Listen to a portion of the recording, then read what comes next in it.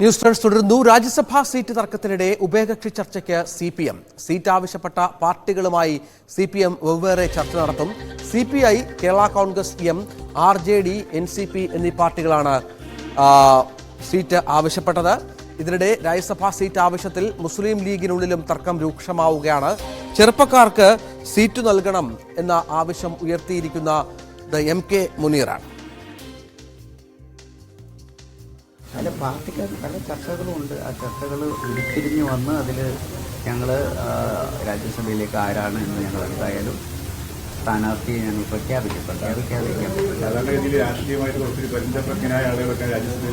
അതിപ്പോൾ നമ്മളിവിടെ വെച്ചിപ്പോൾ ഇവിടെ വെച്ച് തീരുമാനിക്കാൻ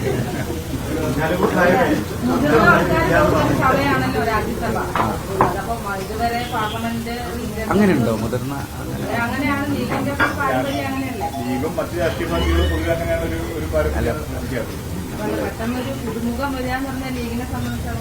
അതൊന്നുമല്ല. നമ്മൾ രാജ്യസഭ എന്ന് പറയുന്നത് ഇതിനു മുമ്പ് ഞങ്ങൾ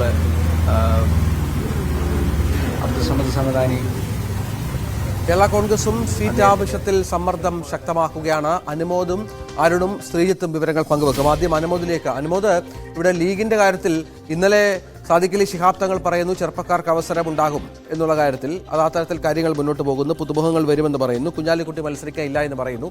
PMA സലാമിന്റെ പേര് കേൾക്കുന്നു. പലപ്പോഴായി ഈ യൂത്ത് ലീഗിലെ ആളുകൾക്ക് പലവിധ വാഗ്ദാനങ്ങൾ നൽകിയ പാർട്ടിയാണ് മുസ്ലിം ലീഗ്. പലപ്പോഴും അത് സാധിച്ചിട്ടില്ല. ഇത്തവണയെങ്കിലും അത് യാഥാർത്ഥ്യമാകുമെന്ന് പ്രതീക്ഷിക്കാമോ?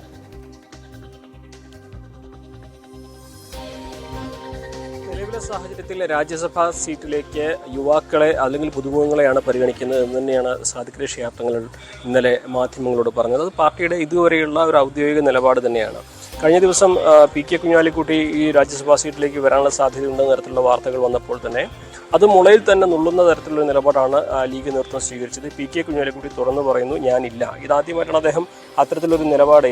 മുൻപൊക്കെ തെരഞ്ഞെടുപ്പുകളിൽ പല സ്ഥാനാർത്ഥികളുടെ വിഷയത്തിലും പേര് വരുമ്പോൾ ഒരിക്കലും ഒരു കുഞ്ഞാലിക്കുട്ടി നേതാവ് ഞാൻ ഉണ്ടോ ഇല്ലയോ എന്ന കാര്യത്തിൽ പാർട്ടി അനുവാദം അല്ലെങ്കിൽ പാർട്ടി നേതൃത്വം പറയട്ടെ എന്ന് പറഞ്ഞ് മാറി നിൽക്കുക മാത്രമാണ് ചെയ്യുന്നത്. പക്ഷേ അതിന് അപ്പുറത്തായിട്ട് ഞാൻ ഇത്തവണ ഇല്ല എന്ന് കുഞ്ഞാലിക്കുട്ടി തുറന്നു പറയുന്നു. അത് സാദിഖ് അലി ശിഹാബ് തങ്ങൾ പിന്നാലെ തന്നെ അതിനെ ന്യായി സാധൂകരിക്കുന്നു.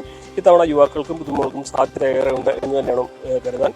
പ്രധാനമായിട്ടും പരിഗണിക്കുന്ന പേരുകൾ യൂത്ത് ലീഗിൻ്റെ അഖിലേന്ത്യാ നേതാവായിട്ടുള്ള VK ബാബുവിൻ്റെ പേരാണ്. അതേപോലെ തന്നെ PK ഫിറോസിൻ്റെ പേരും ലീഗ് നേതൃത്വത്തിൻ്റെ മുൻപിലുണ്ട്. അതുപോലെ തന്നെ സുപ്രീം കോടതി അഭിഭാഷകനായ ഹാരിസ് ബീരാൻ്റെ പേരും അത്തരത്തിൽ ലീഗ് നേതൃത്വത്തിൻ്റെ പരിഗണനയിലുണ്ട് എന്നാണ് അറിയാൻ കഴിയുന്നത്. അതേസമയം തന്നെ മുതിർന്ന ഒരു നേതാവിനെ പരിഗണിക്കണമെന്ന ആവശ്യവും ലീഗിലെ ഒരു വിഭാഗം നേതാക്കൾ ഉയർത്തുന്നുണ്ട്. PMA സലാമിൻ്റെ പേരും അതേപോലെ തന്നെ CP ബാവഹാജി, അദ്ദേഹം മുൻപ് തന്നെ ലീഗിൻ്റെ ഒരു സ്ഥാനാർത്ഥി പരിഗണനാ പട്ടികയിൽ പലപ്പോഴും വന്നിട്ടുള്ള ആളാണ്. അത്തരത്തിലുള്ള പേരുകളൊക്കെ തന്നെ സജീവമായിട്ട് ചർച്ചയിലുണ്ടെങ്കിൽ പോലും ഒരു പ്രാധാന്യം അല്ലെങ്കിൽ ഒരു പ്രാമുഖ്യം നൽകുന്നത് യുവാക്കൾക്ക് തന്നെയാണ്. അതിൽ തന്നെ ഫൈസൽ ബാബുവിനും PK ഫിറോസിനുമാണ് ഈ ഒരു ഘട്ടത്തിൽ പ്രധാന അല്ലെങ്കിൽ സാധ്യത ഉള്ളത് എന്ന് തന്നെയാണ് ലീഗിൽ നിന്ന് നമുക്ക് അഭികരമായിട്ട് അറിയാൻ കഴിയുന്ന ഒരു കാര്യം. പക്ഷേ ഇത് സംബന്ധിച്ച ചർച്ചകൾ ഇനിയും നടക്കേണ്ടതുണ്ട്. കാരണം ഇത് സംബന്ധിച്ച് ഔദ്യോഗികമായിട്ടുള്ള ഒരു ആലോചനകളൊന്നും തന്നെ ലീഗിൻ്റെ ഉള്ളിൽ തുടങ്ങിയിട്ടില്ല. എന്നാണെങ്കിലും പാർലമെൻറ്റ് തെരഞ്ഞെടുപ്പിൻ്റെ ഫലം വന്നതിന് ശേഷമേ അത്തരത്തിൽ ഉള്ള ചർച്ചകൾ ആരംഭിക്കുമെന്നാണ് ലീഗ് നേതൃത്വം തന്നെ വ്യക്തമാക്കിയിട്ടുള്ളത്. നിലവിൽ മൂന്നാം സീറ്റ് വിഷയത്തിൽ തന്നെ ലീഗ് നേതൃത്വം ഈ ആവശ്യം മുന്നോട്ട് വെച്ചത് തന്നെ യുവാക്കൾക്ക് വേണ്ടിയാണ്. കാരണം കാലങ്ങളായിട്ട് യുവാക്കളെ പരിഗണിക്കാത്ത പാർട്ടി എന്ന ആക്ഷേപം മുസ്ലിം ലീഗ് വലിയാതെ നേരിടുന്നുണ്ട്. അത് വലിയ വിമർശനങ്ങൾക്ക് സാഹചര്യം ഒരുക്കുന്നുണ്ട്. അതിൽ നിന്ന് ഒരു മാറ്റം ഉണ്ടാക്കണമെങ്കിൽ യുവാക്കൾക്ക് വേണ്ട തരത്തിലൊരു അർഹിക്കുന്ന പരിഗണന കൊടുക്കേണ്ടതുണ്ട്. അത് ഈ രാജ്യസഭാ സീറ്റിൽ കൊടുക്കുമെന്നായിരുന്നു കഴിഞ്ഞ തവണ പാർലമെൻറ്റ് തിരഞ്ഞെടുപ്പിൻ്റെ സമയത്ത് ലീഗ് നേതൃത്വം വ്യക്തമാക്കിയിരുന്നത്. അതേ നിലപാട് തന്നെയാണ് ലീഗ് നേതൃത്വം ഇപ്പോഴും സ്വീകരിച്ചിരിക്കുന്നതെന്നാണ് അറിയാൻ കഴിയുന്നത്. എന്താണെങ്കിലും ഇതിൽ അവസാനമായിട്ടുള്ള ചർച്ചകളൊക്കെ ഇനിയും നടക്കേണ്ടതുണ്ട്. നിലവിലെ സാഹചര്യത്തിൽ യുവാക്കൾക്ക് തന്നെയായിരിക്കും ഈ ഒരു രാജ്യസഭാ സീറ്റിലേക്ക് പരിഗണന കൂടുതലായിട്ടും ഉണ്ടാവുക. എന്നാണെങ്കിലും പാർലമെൻറ്റ് തെരഞ്ഞെടുപ്പിന് ശേഷമേ അല്ലെങ്കിൽ തെരഞ്ഞെടുപ്പ് ഫലം വന്നതിന് ശേഷമേ ഇക്കാര്യത്തിലുള്ള ആലോചനകൾ ഔദ്യോഗികമായിട്ട് ലീഗ് നേതൃത്വത്തിൻ്റെ ഭാഗത്തും തുടങ്ങുകയുള്ളൂ. തീർച്ചയായും അതാണ് മുസ്ലിം ലീഗിലെ സാഹചര്യം. UDF-ൽ ഉള്ള സീറ്റ്, UDF-ന് ഒരു സീറ്റാണ് ജയിക്കാൻ സാധിക്കുക. ആ സീറ്റ് ലീഗിനാകുമെന്ന കാര്യത്തിൽ നേരത്തെ ഉറപ്പ് നൽകിയിരുന്നു. അങ്ങനെയാണ് ചില തർക്കങ്ങൾ പരിഹരിച്ചത്. അവിടെയും ചില തരത്തിൽ ലീഗിനുള്ളിൽ ചില ആശയക്കുഴപ്പങ്ങളുണ്ട്. മുതിർന്ന നേതാവ് PMA സലാം സീറ്റിന് അവകാശവാദം ഉന്നയിച്ചും രംഗത്തുണ്ട്.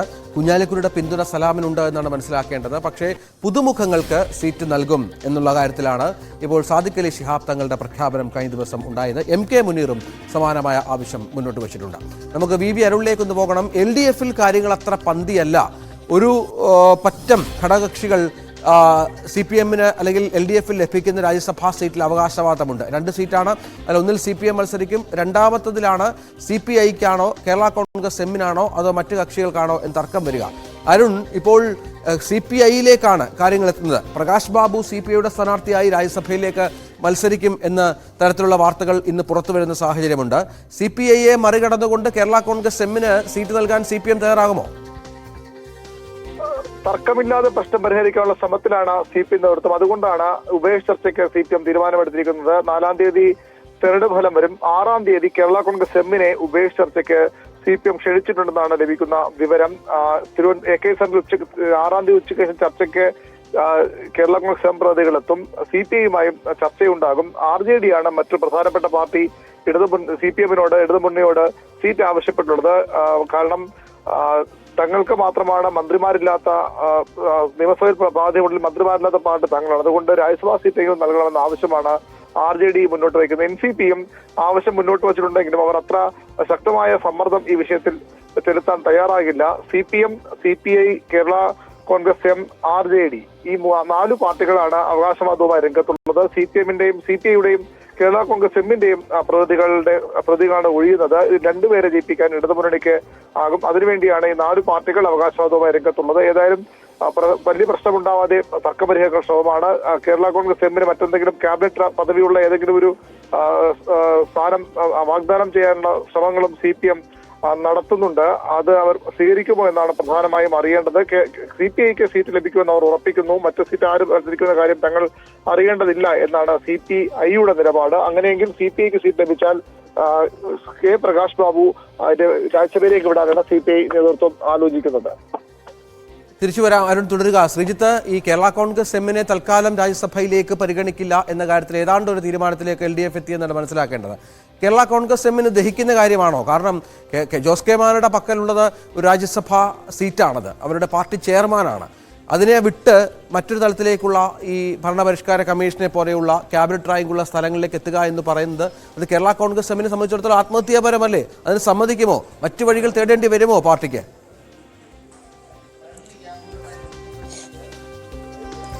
രഞ്ജിത്ത്, എന്തായാലും ഈ ചർച്ചയുടെ ദിവസമാണ് ഏറ്റവും പ്രധാനപ്പെട്ടത്. അത് 6-ാം തീയതി ചർച്ച നടക്കുന്നു എന്നുള്ളതാണ്. അതായത് 4-ാം തീയതി തെരഞ്ഞെടുപ്പ് ഫലം വരുന്നു, 6-ാം തീയതി ചർച്ചയിലേക്ക് കാര്യങ്ങൾ പോകുന്നു. അവിടെ ഉള്ള പ്രാധാന്യം, അതായത് ഒരേ ഒരു പാർലമെന്റ് അംഗമാണ് നിലവിൽ, ലോക്സഭാ അംഗമാണ് കേരള കോൺഗ്രസ് എമ്മിനുള്ളത്. അത് തോമസ് ചാഴികാടനാണ്. തോമസ് ചാഴികാടന്റെ വിജയ പരാജയങ്ങളെ കൂടി ആശ്രയിച്ചിരിക്കും ഇക്കാര്യത്തിൽ കേരള കോൺഗ്രസ് എം എടുക്കുന്ന ഒരു അന്തിമ നിലപാട് എന്ന് തന്നെ മനസ്സിലാക്കേണ്ടി വരും.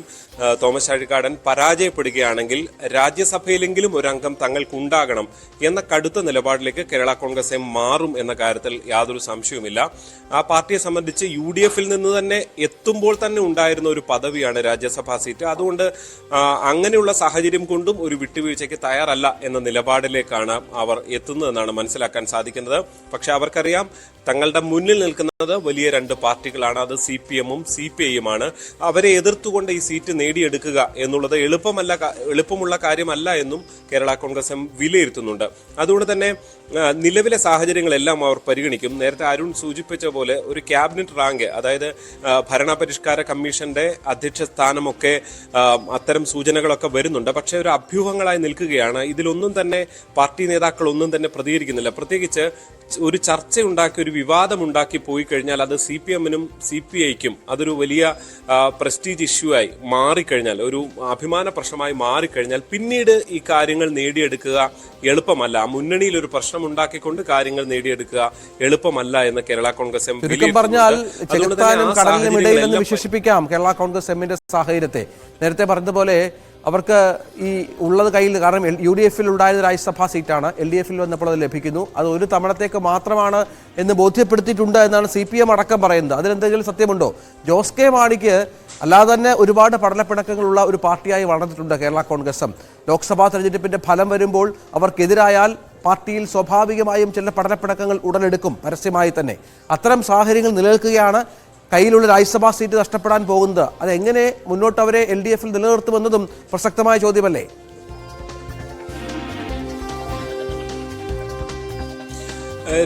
രഞ്ജിത്ത് തീർച്ചയായും അതെല്ലാം വളരെ പ്രധാനപ്പെട്ടതാണ്. നമുക്കറിയാം, ഒരു ജില്ലാ പഞ്ചായത്ത് അധ്യക്ഷ സ്ഥാനത്തെ തുടർന്നുണ്ടായ തർക്കങ്ങളൊക്കെയാണ് ഒരു UDF വിട്ട് LDF-ലേക്ക് പോകുന്ന നിലയിലേക്ക് കേരള കോൺഗ്രസ് എമ്മിനെ എത്തിച്ചത്.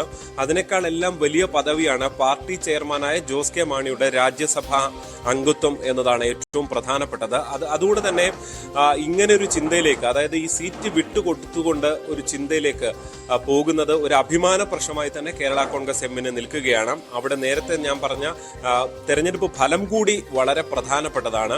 ഈ അംഗങ്ങളൊന്നും ഇല്ലാതെ നിന്നാൽ, കഴിഞ്ഞ തെരഞ്ഞെടുപ്പിന്റെ തുടക്കം മുതൽ തന്നെ ജോസഫ് ഗ്രൂപ്പിനെ അവർ ചൂണ്ടിക്കാട്ടിയിരുന്നത്, അതായത് അങ്ങനെ ഒരു പാർട്ടി ഉണ്ടോ, ഒരു സ്വതന്ത്ര സ്ഥാനാർത്ഥി എന്നൊക്കെയുള്ള നിലയിലാണ്, ചിഹ്നം പോലും ഇല്ലാത്തവർ എന്നൊക്കെ പറഞ്ഞുകൊണ്ടാണ്. നമുക്കറിയാം, കേരള കോൺഗ്രസ് എമ്മിന് ഈ ചിഹ്നം കിട്ടുന്നതിലടക്കം പാർട്ടിയുടെ ഒരു പേരടക്കം നിലനിർത്തുന്നതിൽ ഈ MP സ്ഥാനങ്ങൾ വളരെ പ്രധാനപ്പെട്ടതായിരുന്നു. 2 MP-മാർ അന്ന് ഉണ്ട് എന്നുള്ളത് അടക്കം സുപ്രീം കോടതിയിലും തെരഞ്ഞെടുപ്പ് കമ്മീഷനിലും ഒക്കെ ചൂണ്ടിക്കാണിച്ചുകൊണ്ടാണ് അന്ന് ആ പദവികളെല്ലാം നേടിയെടുത്തത്.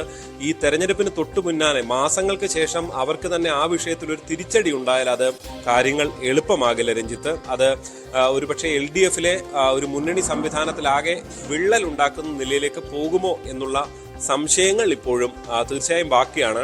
എന്തായാലും നേരത്തെ പറഞ്ഞ പോലെ ഭരണപരിഷ്കാര കമ്മീഷൻ അധ്യക്ഷ സ്ഥാനം ഒരു ക്യാബിനറ്റ് പദവിയാണ്. അതുകൊണ്ട് തൽക്കാലത്തേക്ക് ജോസ് കെ മാണി തൃപ്തിപ്പെടുമോ എന്നുള്ളത് കണ്ടറിയണം. കാരണം ഇതുവരെ അത് ആകെ സ്റ്റീഫൻ ജോർജ് മാത്രമാണ് ഇത് പാർട്ടിക്ക് അർഹതപ്പെട്ടതാണ് എന്നുള്ള ഒരു പ്രതികരണം അന്ന് ന്യൂസ് 18-നുമായി സംസാരിച്ചപ്പോൾ പറഞ്ഞത്. അതിനപ്പുറത്തേക്ക് ഒരു പരസ്യ പ്രതികരണത്തിന് ഇതുവരെ ജോസ് കെ മാണി തയ്യാറായിട്ടില്ല എന്നുള്ളതും ശ്രദ്ധേയമാണ്. കാരണം ഒരു പരസ്യ പ്രതികരണം നടത്തുകയും പിന്നെ അതിൽ നിന്ന് പിന്നോട്ട് പോവുകയും ചെയ്യുക എന്നുള്ളത് ആ പാർട്ടിയെ സംബന്ധിച്ച് വളരെ ക്ഷീണമുണ്ടാക്കുന്നതാണ്. പ്രത്യേകിച്ച് അണികളുള്ള ഒരു പാർട്ടിയാണ്. താഴെത്തട്ടിൽ ഒരു സെമി കേഡർ സംവിധാനം പോലെയൊക്കെ നിൽക്കുന്നു എന്നാണ് അവർ ചൂണ്ടിക്കാട്ടുന്നത്.